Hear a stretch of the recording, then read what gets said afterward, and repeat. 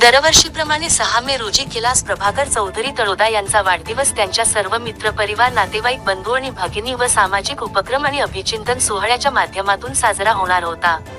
मात्र जम्मू काश्मीरमधील पहलगाम येथे अलीकडेच घडलेल्या भीषण दहशतवादी हल्ल्यामुळे त्यांनी यंदाचा वाढदिवस सार्वजनिकरित्या न साजरा करण्याचा निर्णय घेतला आहे. या हल्ल्यात 27 अधिक भारतीय नागरिकांची केवळ त्यांच्या धार्मिक ओळखीवरून निखळून हत्या करण्यात आली.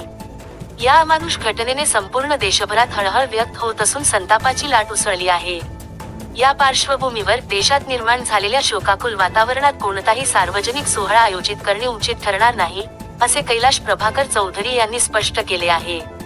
माझ्यावर प्रेम करणाऱ्या सर्व मित्र परिवार, नातेवाईक, बंधू आणि भगिनी व शुभचिंतकांनी कृपया याची नोंद घ्यावी.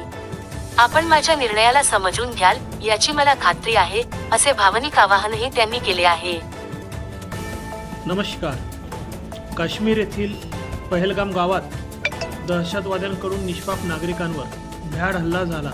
यात 27 भारतीय नागरिकांना हिंदू म्हणून गोळ्या घालण्यात आल्या. संपूर्ण भारतात संतप्त व दुःखद घटना घडल्यामुळे तळोदा येथे दिनांक 6 मे रोजी येणारा माझा वाढदिवस न साजरा करण्याचे मी ठरविले आहे. तरी कृपया सर्व मित्र परिवार, बंधू भगिनी, नागरिकांनी याची नोंद घ्यावी. जय हिंद, जय श्रीराम, जय महाराष्ट्र.